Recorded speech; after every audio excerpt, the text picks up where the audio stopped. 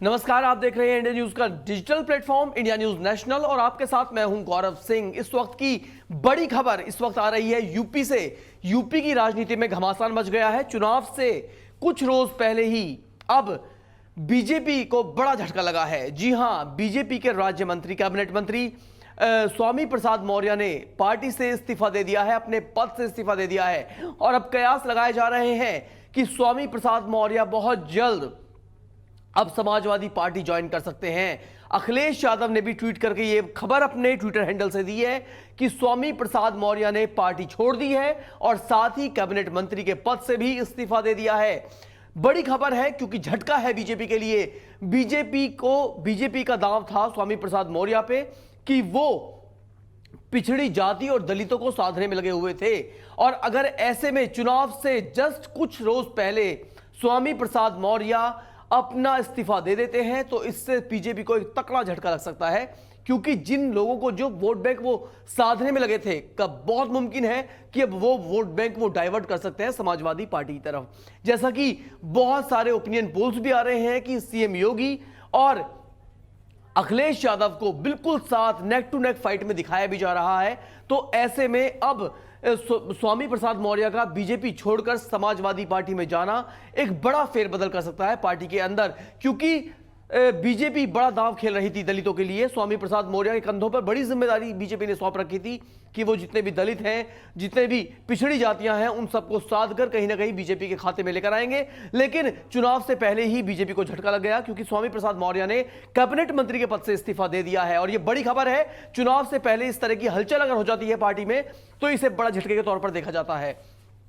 इसके अलावा अगर बात करें हम कि अखिलेश यादव को कितनी मजबूती मिलती है, बिल्कुल मिलेगी। स्वामी प्रसाद मौर्य का चुनाव से पहले समाजवादी पार्टी में अगर वो जाते हैं, क्योंकि सूत्रों के हवाले से ऐसी खबरें भी सामने आ रही हैं कि स्वामी प्रसाद मौर्य अब समाजवादी पार्टी का दामन थाम सकते हैं और अगर दामन थाम लेते हैं तो कहीं ना कहीं अखिलेश को इसका जबरदस्त बेनिफिट आगामी चुनाव में मिलना बहुत लाजमी हो जाता है, क्योंकि अखिलेश यादव भी कहीं ना कहीं, क्योंकि जो बहुजन समाजवादी पार्टी है वो कहीं ना कहीं बहुत कमजोर हुई है पिछले कुछ चुनावों में देखा जाए तो। जिस तरीके से मायावती ने यह भी ऐलान किया है कि वो आने वाले विधानसभा चुनाव में कहीं से भी टिकट नहीं भरेंगी, वो चुनाव नहीं लड़ेंगी, तो एक तरफ बहुजन समाज पार्टी का कहीं ना कहीं बैकफुट पर जाना और ऐसे में अखिलेश और योगी के बीच में नेक टू नेक फाइट आना और उसमें भी एक बड़े मंत्री का एक जिम्मेदार पद से इस्तीफा देना और अखिलेश की तरफ डाइवर्ट होना, यह कहीं ना कहीं चुनाव में बहुत बड़े समीकरण को बदल सकता है, बहुत बड़ा एक खेल हो सकता है। क्योंकि अगर हम आपको और भी बताएं स्वामी प्रसाद मौर्य के बारे में तो ये भी हम आपको बता देते हैं कि उन्होंने पद तो छोड़ ही दिया है, साथ ही साथ अखिलेश से सीधे संपर्क में थे स्वामी प्रसाद मौर्य। जी हां, पिछले काफी दिनों से अखिलेश यादव के सीधे संपर्क में थे। हमने आपको पहले ही बताया था, इंडिया न्यूज पर इस तरह की खबरें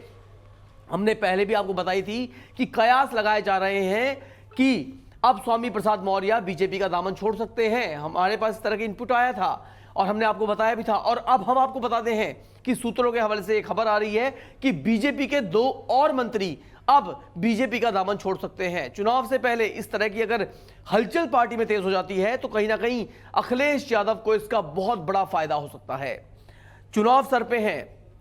डेट शीट आ चुकी है चुनाव की और उससे जस्ट पहले अगर 3 बड़े मंत्री बीजेपी का दामन छोड़ देते हैं तो कहीं ना कहीं बड़े झटके के तौर पर आप इस घटना को देख सकते हैं। और पिछड़ी जाति की गोलबंदी कर रहे थे अखिलेश और उसी गोलबंदी के तहत ये नतीजा है कि उन्होंने बीजेपी छोड़ दी है और समाजवादी की तरफ वो जाते हुए दिखाई दे रहे हैं। हालांकि इसकी अभी पुख्ता जानकारी उन्होंने कहीं पर नहीं दी है, लेकिन बहुत कयास लगाए जा रहे हैं कि अखिलेश के कहने पर उन्होंने बीजेपी का दामन छोड़ा है और अखिलेश के खेमे में वो हो सकता है कि शाम तक आपको एक खबर मिल जाए कि वो समाजवादी पार्टी से जुड़ चुके हैं और समाजवादी पार्टी में अगर वो आते हैं तो हो सकता है, बहुत मुमकिन है कि उन्हें बड़ा पद और बड़ी जिम्मेदारी चुनाव से पहले दी जाए और अगर कल को समाजवादी पार्टी की सरकार बनती है तो भी उन्हें बड़ा मंत्रालय मिलना तय है और लाजमी है। तो दोस्तों, ये थी अब तक की एक बड़ी पॉलिटिकल अपडेट। आपको ये वीडियो क्या लगा, आपको क्या कुछ कहना है इस पूरे पॉलिटिकल